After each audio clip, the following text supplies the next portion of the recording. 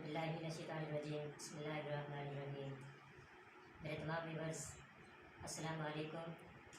उम्मीद है कि आप सब खैरियत से होंगे। अल्लाह ताला आपको हिफ्ज़ व अमान में रखे और अल्लाह ताला आपको सलामत रखे। व्यूअर्स, आज हम सीखेंगे कि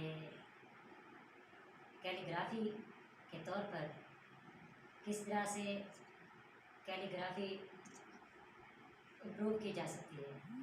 आज वो मेथड मैं आपको बताने जा रहा हूँ जिसकी आपको सीखने में बहुत ही अहम ज़रूरत है। वीडियो स्टार्ट करने से पहले आपसे मेरी गुजारिश है कि वीडियो को लाइक करें, चैनल को सब्सक्राइब करें, कमेंट में अपनी राय दें और वीडियो को शेयर करें।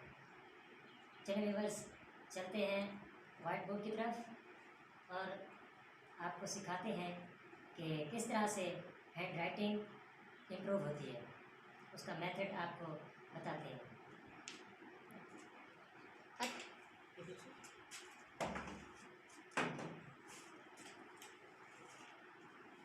देखिए व्यूअर्स, सबसे पहले ये अलिफ है।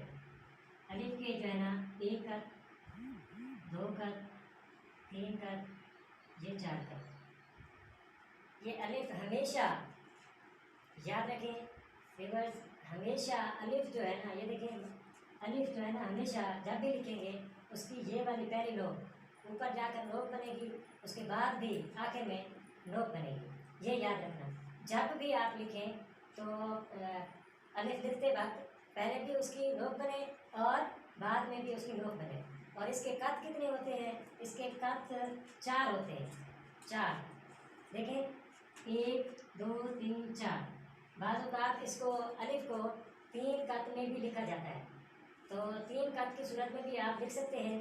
तो आपने इसके लिखने का मेथड ये होता है कि ज़्यादा से ज़्यादा इसके 4 कद होते हैं।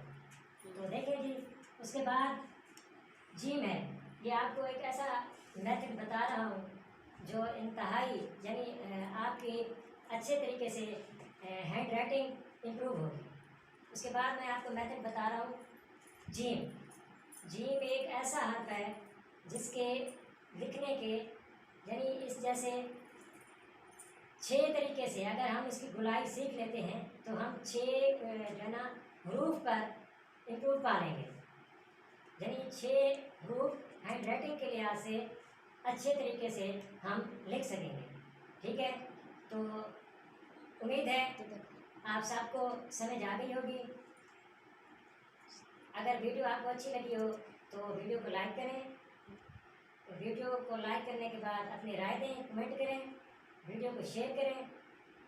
तो हम कल इंशाल्लाह अगली वीडियो में आपको ये 6 मेथड बताएंगे कि किस तरह से लिखा जाता है। अल्लाह ताला हम सब का हामी और नासिर हो। अस्सलाम वालेकुम व रहमतुल्लाह।